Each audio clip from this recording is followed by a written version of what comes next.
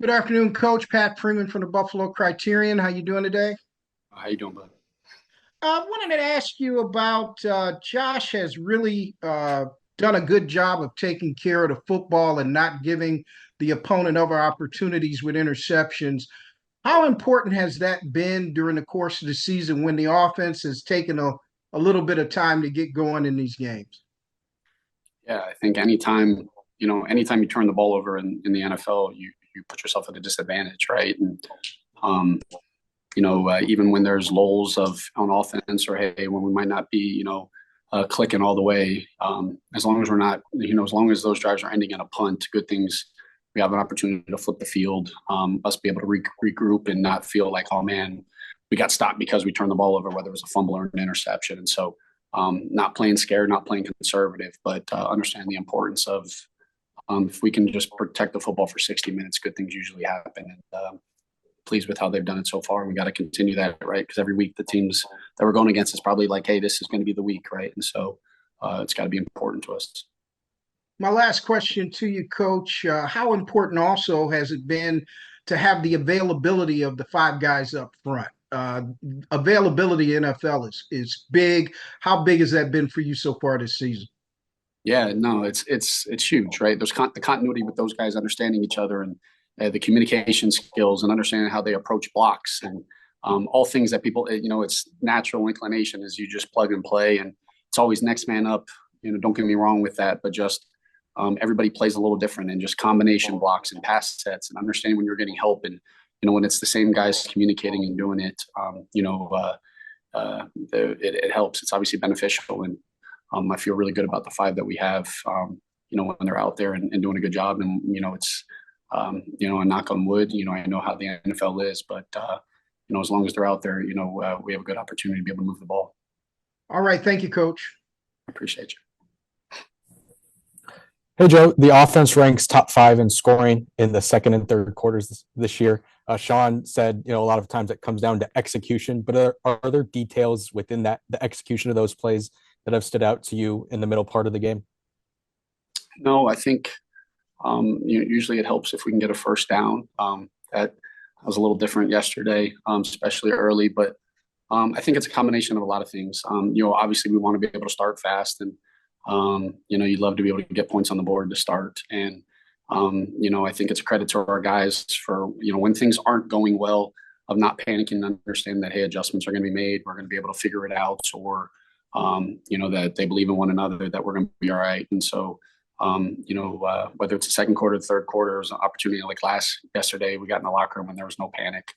Or obviously our defense was, did a great job of keeping us in a, one score game despite, how we were kind of playing, but, guys kind of understand kind of how we're going to play and the adjustments that are going to be needed in the flow of the game. And, that was a big difference in the third quarter. I wish I can give you a secret sauce, maybe I go into this week and say, hey guys, pretend it's the third quarter, to start the game. But, no, I think sometimes it's a simple throw and catch. It wasn't just one particular thing in particular to yesterday, but obviously the first half wasn't the standard.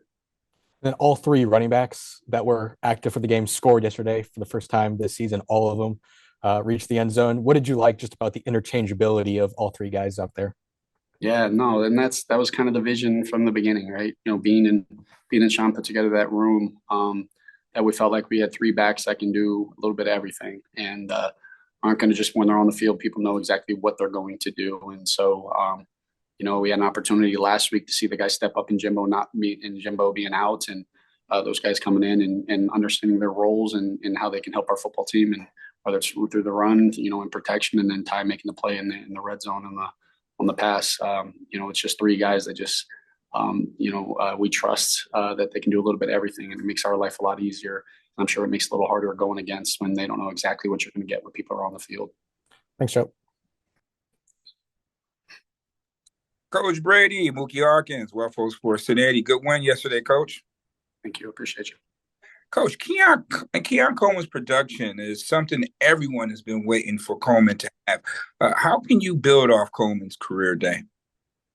Yeah, I mean, we just got to continue to, harping on the consistency and the, all the little details and little things, right? I think sometimes it's so important for guys to not get caught up in the production of the results and understand all the little things. Sometimes he might catch a route that he might not get a ball thrown on a route that I actually liked was a better route than the one that he might have even got and maybe completed, right? And so to try it, especially at this point in the season in general, is just to not be concerned with the results and more so the how. And I'm proud of how he was able to kind of make some plays on the ball, and obviously would have liked to come down with the one in the end zone, but everything at this point of the year with all of our young guys, with a guy like Ray, with all that, is hoping that they just continue to progress with that. But Keon's confident.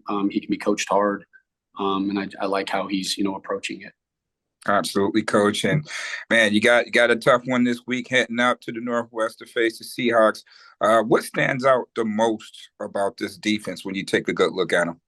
Yeah, and we're obviously still, it is early. I'd be lying to you if I could tell you just the exact all the details. That's part of. We finally got an opportunity on Monday to kind of go through a defense, and it starts with the head football coach. With the style of the defense that you're going to be facing. And, he's always had a good defense, and it's no different now. Again, regardless of whatever their statistics might show, what you're going to be walking into in addition to that environment. They're really good on the outsides. We have some familiarity with the inside with T-Dot at linebacker. And then Leonard Williams has always been an elite player for his whole career. And so, it's going to be a huge test for us. And I feel like I say it every week, but, an elite defense that, we're going to have to be our best. Absolutely. 4-3 definitely does not do Seattle any justice. But Coach, have a great week of practice and good luck this week. I appreciate you. Coach, second week in a row that Ray Davis has looked really explosive. What can you say specifically about him? I know you mentioned a little bit about the running back room, but what can you say specifically about Ray? His approach, his mindset, everything we've kind of through the draft process, just his maturity, his character, it kind of speaks to kind of the way he plays. And, you feel him when he runs, you feel his style of play. He's continuing to learn, right? I wish it was just as easy as just being a football player and you just give him the ball and go make things happen. And there's so much more to the NFL game of understanding the defenses that you're going against, the way that the fronts play, how to set up blocks, when to make this cut. Hey, I got an underfront and an overfront, all those little things that at the same time you can't be thinking when you're running too. And so his development from that, is continuing to progress. And as always, right, you're a rookie, you want to go out there, and when you have some success, you want to be able to build upon it. So I'm sure he's feeling a little more confident out there, and you feel him when he's running the football. And so he's been a great addition to our room with him and with Ty and Jimbo.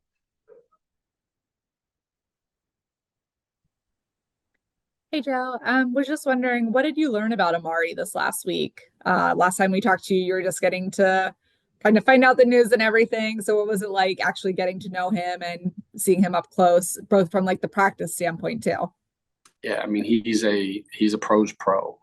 It's obviously I've been following Amari being from South Florida. You've seen some, South Floridians kind of move on from college, high school to college into the league and always kind of follow their career. But a guy that just as soon as he got here, just wanted to learn whatever he could, with no expectations about, hey, obviously the hope was for him to play, but hey, we'll see what he can handle and what he can't. And we went to a meeting straight to a practice / walkthrough last week, and he knew what he had to do. And credit to Adam and DJ of getting him ready, but kind of speaks to his character and kind of who he is, and pro's pro, and doesn't let things phase him. He's obviously quiet. He loves football. You could talk to him about ball, but even that, I told him before the game yesterday, I said, look, you're going to make mistakes.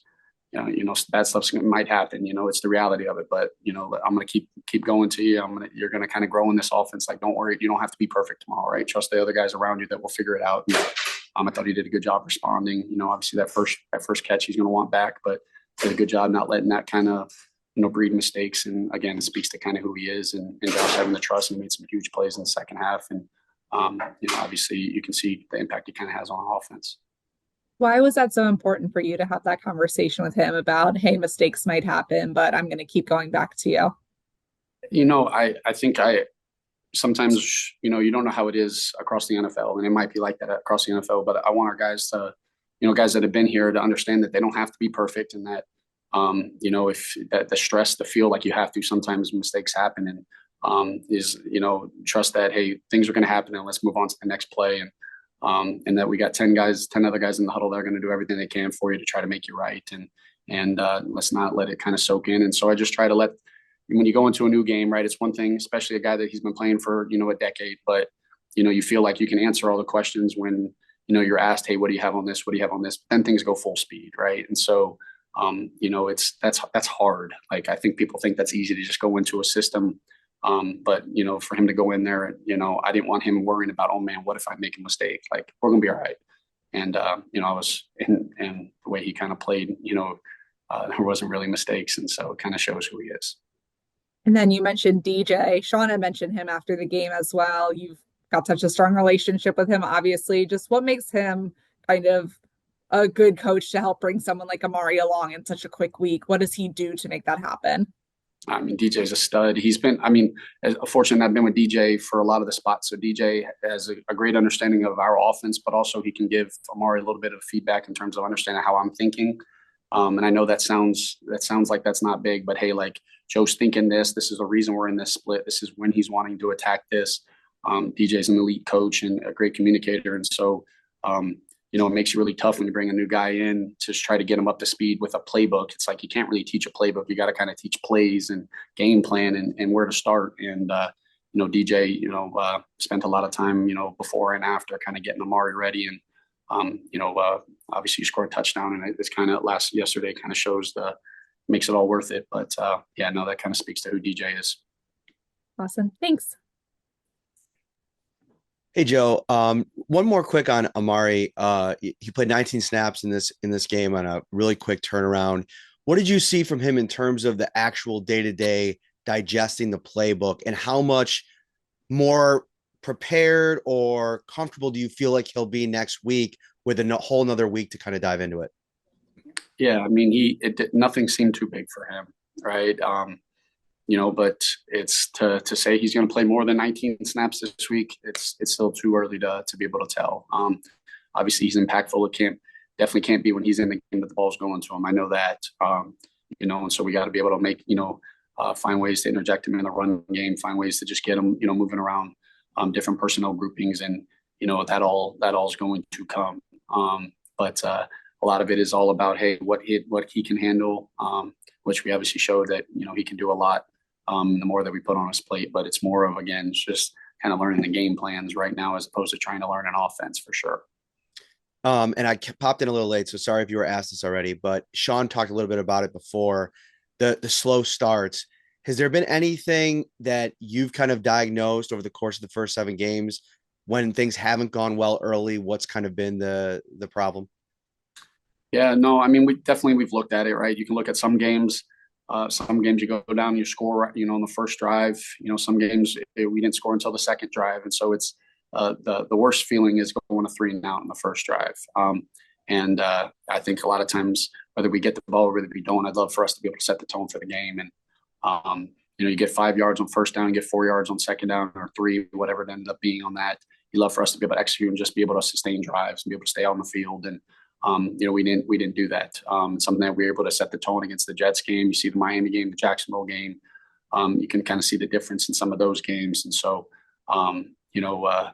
we do feed off of it. And so, I can go into little details of schematics or just, hey, the why.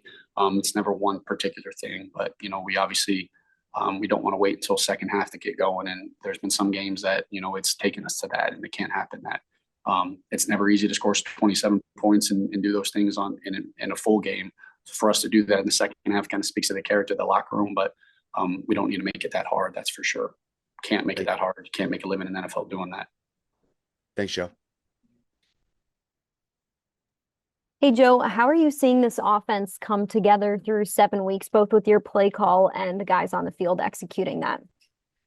Yeah, it's we said in the beginning, right? It's going to be a work in progress, especially with a bunch of new receivers, and now we add Amari, and you have some injuries here and there as we kind of go, and so you're trying to build that identity as you go, but also being able to understand kind of who you got and figure out personnel groupings depending on how some games. So it kind of changes week to week. But I feel really good about the core that we have, the way the guys are being utilized or how they feel like they are, their involvement in the offense. As always, we want guys to just get as many touches as possible. I know that makes it really hard, but our guys are buying into playing for one another, and that's the biggest thing, making it less about the scheme and more about the players. And so I know I'm not getting, without giving you the exact details of where I see our identity is, like where our guys are at. They have a lot of belief in the system. Obviously, we like it to be able to come out and play to our standard early, make life a little easier, but like where we're at right now. With so much newness on this offense this season, a lot of the offense was about building that chemistry with Josh. How have you seen that progress now through 7 weeks? Yeah, I mean, you can see, well, one, it speaks to kind of how Josh is, like even little things of like that, the touchdown get called back on Keon, like how much Josh and Keon have worked that, some of those things that it seems like such easy throw and catches, but the amount of time on task that it takes to be able to understand the body language with it. And that's what, like, some of those throws to Amari yesterday, which were so special, is like they don't really have those time on task. They might have had a day of practicing some of that. To be on the same page is pretty impressive. But yeah, I really like our receiver room. I've liked our receiver room, and then we get to add Coop to it. It makes life a lot easier. But it kind of speaks to him, Josh and him, kind of just Josh and that group kind of getting together and understanding each other. And obviously, we have to continue to evolve the pass offense. We have to get better. And so we're going to really depend on those guys to continue to take more steps. But we've played a lot of good defenses, but we're a good offense, and so it shouldn't matter about who we're going against. It's all about us, and so we got to continue to find ways to get better. Thanks, Joe.